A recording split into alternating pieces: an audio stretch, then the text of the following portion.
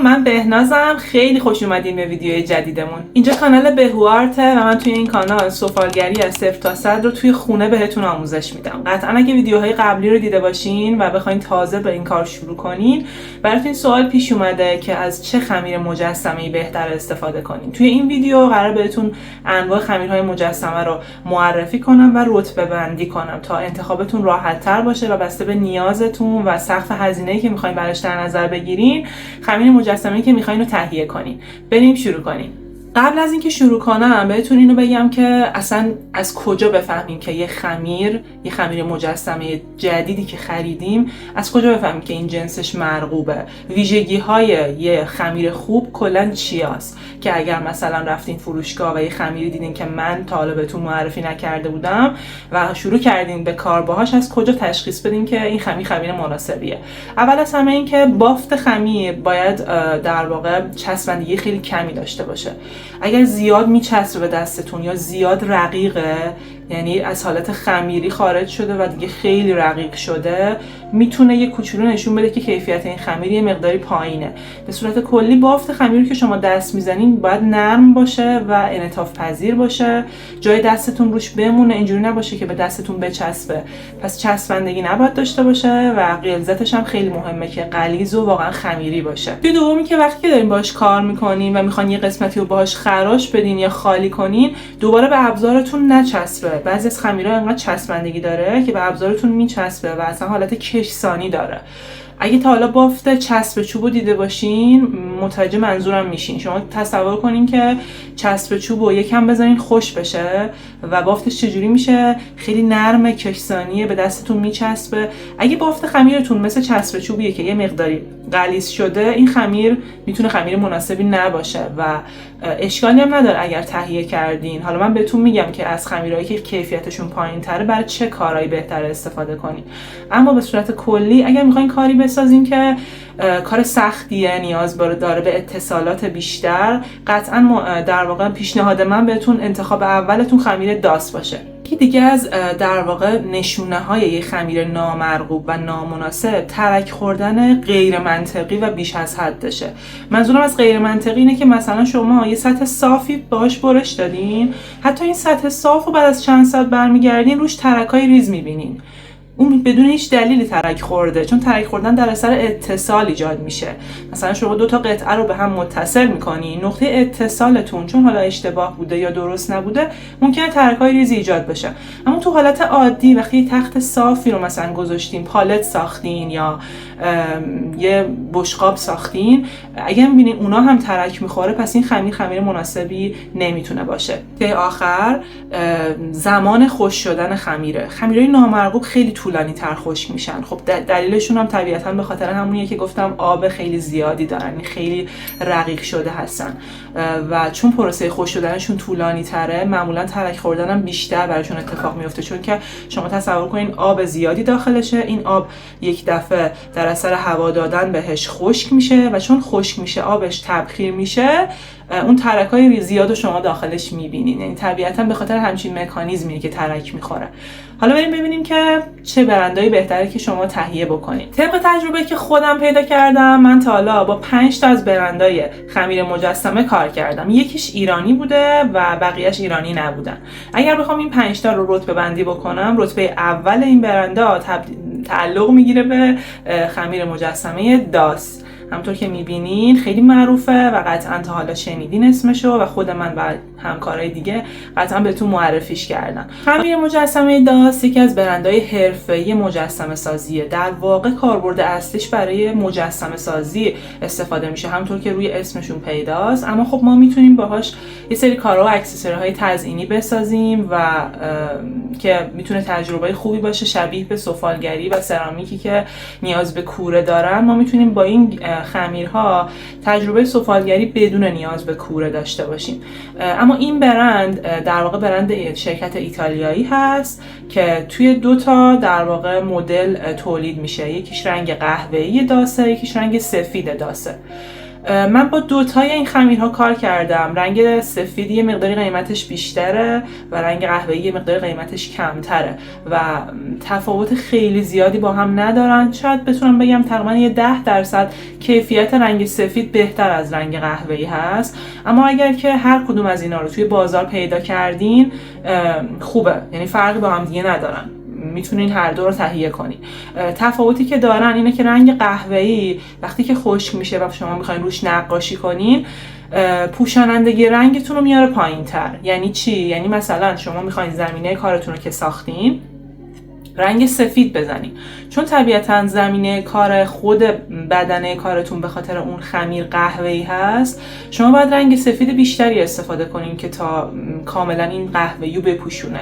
شاید مثلا 3 دست باید رنگ اکریلیک بزنین و خب این خودش باعث میشه رد قلم تو کارتون بمونه، کارتون یه مقداری ظرافتش بیاد پایین یا یکم برجستگی رنگ بی ایجاد بشه. ولی اگه سفید رو تهیه کنین، چون زمینه خود بدنه کار سفید هست، وقتی که رنگ میزنین به سادگی و خیلی راحت پوشانندگی میده بهتون و زیر رنگ کارتون پیدا نیست.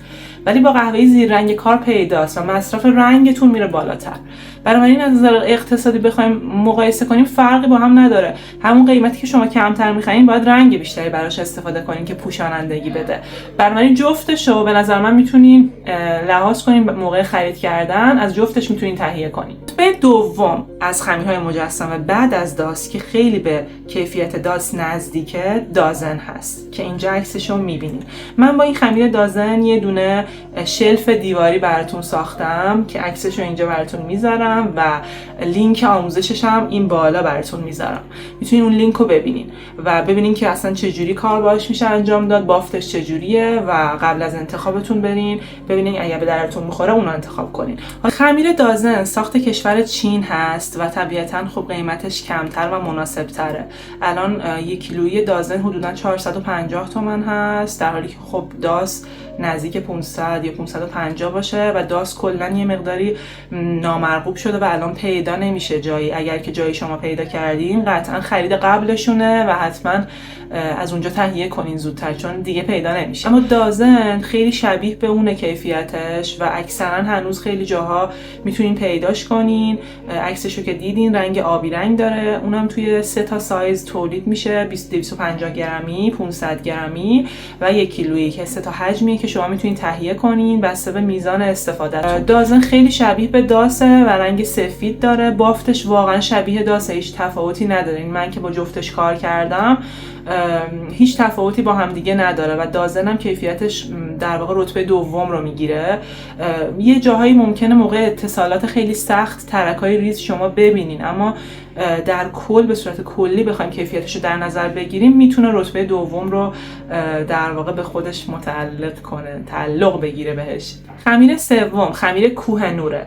خمیر کوهنور برای همه کارا مناسب نیست، برای یه سری کارا مناسب تره بچه‌ها، ولی کیفیتش خوبه، قابل قبوله، اما برای همه کارا بهتر استفاده نکنین. من با خمیر کوهنور 2 تا ویدیو ساختم براتون. یه دونه قاب آینه ساختم که اینجا از تجربه کار توی این ویدیوی بالا لینکشو میذارم، میتونین ببینین. اگه یادتون باشه این قاب آینه خیلی ترک خورد و منو اذیت کرد برای این بافتی که داشت. بعدش اومدم باهاش مگنت ساختم و مگنت ها رو توی این لینک بالا براتون میذارم. مگنت ها ولی خیلی بهتر بود و راضی بودم از کوهنور و به این نتیجه رسیدم که کوهنور برای کارهای کوچیک، ساده و ظریفتر که خیلی اتصالات نداره، کار ساده تری هستن، مناسب تره و قیمتش هم خیلی مناسب تره. 1 کیلویی خمیر کوهنور حدوداً 250 شاید نزدیک 300 نهایتاً باشه. این در حالیه که خب دازن یا داس بالای 400 تومن. رتبه چهارم که خب تقریبا میشه جزء رتبه هایی که خیلی دیگه معمولیه و من بهتون معرفیش نمی کنم ولی بازم سوسوه و میتونین استفاده بکنین. خمیر فامبوه. فامبو رو من توی جلسات قبلی باهاش یه دونه پالت سرامیکی ساختم اگه یادتون باشه که اینجا عکسشو میذارم و لینک ساختشم این بالا براتون میذارم که اگه دوست داشتین بریم ببینید. خمیر فامبو برای کشور تایلند اگر اشتباه نکنم، البته اگر اشتباه میکنم لطفا منو تصحیح کنین توی کامنت ها. فامبو یکی از در واقع خمیرهایی که خیلی قیمتش مناسبه الان تو بازار، با توجه به اینکه ایرانی نیست ولی قیمتش خیلی مناسبه. فکر میکنم 250 گرمیش از 150 تومن اینا شروع میشه تقریبا، ولی بافتش دقیقا همون ایرادیو داره که اول ویدیو بهتون توضیح دادم. خیلی نرمه و خیلی چسبنده است. برای یه سری کارهایی استفاده میتونین بکنین که سطوح صاف هستن، مثل همون پالتی که من ساختم. برای همه کارا قابل استفاده نیست. یا اگر بخواین تو کاراتون یه سری جاها رو برجسته سازی بکنین، مثلا میخواین زمینه بومتون رو یه کار برجسته روی تابلو بومتون بیارین یا تو کلا تابلوهای برجسته کار کنین، کاربردش بیشتر برای اونا مناسب تره تا اینکه بخوایم به یه بیسی رو باهاش بسازیم که استحکام داشته باشه و راحت پیش بره. خیلی مورد قبول برای اون کارا نیست، ولی بازم یه کار ساده رو میتونیم باهاش بسازیم، مثل اون پالتی که من ساختم و میتونین لینکش رو ببینین و ببینین که من چه روش‌هایی استفاده کردم که اون کار ترک کمتری خورد و کلا ایراد کمتری داشت و راحت‌تر پیش رفت. مورد پنجم توی این رتبه بندی که مورد آخر میشه، یه برند ایرانیه به اسم داوینچی. داوینچی رو احتمالاً توی هر مغازه‌ای که رفته باشین بهتون فروشنده ها معرفیش کردن. معمولاً وقتی که داس و دازه ندارن میگن ما مثلا داوینچی رو داریم. داوینچی برند ایرانیه بچه‌ها و قیمتش هم خیلی ارزونه. خب طبیعتاً یه خمیری که 100 خورده 120,000 تومان هست، کیفیتش با خمیری که 400 تومان هست خیلی فرق میکنه. یعنی شما از روی قیمتش هم میتونین کیفیت رو متوجه بشین. من تا حالا کلی پیام از شما داشتم که از داوینچی استفاده کردین ولی اصلا راضی نبودین، چون اصلا داوینچی دقیقاً مثل فامبو، تازه از فامبو پایین‌تره کیفیتش. خیلی نرمه، یعنی بافتی که داره برای برجسته کاری مناسبه، اصلا برای کارهای مجسمه سازی مناسب نیست. یعنی شما اگه بخواید تابلو ماه بسازین، یه سری تابلوهای برجسته کار کنین که نیاز دارین یه سری از جاهاتون حجم بیشتری استفاده کنین، بهتره از اون به عنوان تکسچر استفاده کنین، نه اینکه به عنوان یه خمیری که بخواید باهاش ظروف سرامیکی بسازین.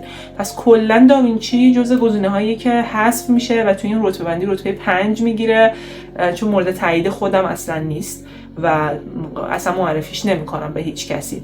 پس ما تا اینجا یه جمع‌بندی کلی بخوایم بکنیم، 5 تا خمیر رو بهتون گفتم. مورد اول داس بود، مورد دوم دازن بود، مورد سوم کوهنور بود، مورد چهارم فامبو بود و مورد پنجم داوینچی بود.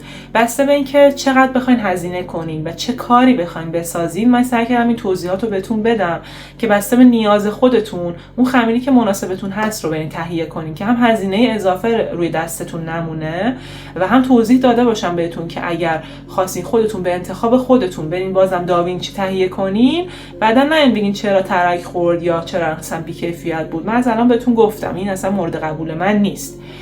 برای تمرین متایی میخواین کار کنین برین سمت کوهنور یا فامبو حداقل، داوینچی اصلا نه، تا بعدا مثلا با داس و دازن هم کار کنین. قطعاً مدل‌های دیگه خمیرهای مجسمه هم الان تو بازار هستن و من تا حالا باشون کار نکردم، به خاطر همین چون تا حالا باشون کار نکردم نمیتونستم توی این رتبه بندی براتون بذارم. میدونم که برندهای دیگه‌ای هم هستن که من شاید از قلم انداختم. اگر شما تجربه‌ای داشتین با این برندهای دیگه که خوب بوده، حتما از تجربتون توی کامنت ها بگین تا هم من استفاده کنم هم بقیه استفاده بکنن. مرسی که تا اینجای ویدیو رو تماشا کردین. اگر که الان میخواین تازه این هنر رو شروع کنین با ویدیوهای آموزشی چنل من پیش برین، میتونین لینک این ویدیویی که بالا براتون میذارم رو برین تماشا کنین. من به صورت کلی همه متریالی که نیاز دارین برای این کار، همه ابزارها، رنگا و قلموهایی که لازمه تهیه کنین رو توی اون ویدیو براتون توضیح دادم. قبل از اینکه برین خرید میتونین ویدیو رو تماشا کنین و با من شروع کنین، پلیلیست سفالگری رو تماشا کنین و آموزش‌ها رو پیش ببرین و نمونه کاراتون هم برای من توی دایرکت اینستام بفرستین. خوشحال میشم ببینم. تا ویدیوی بعدی، خدافظ.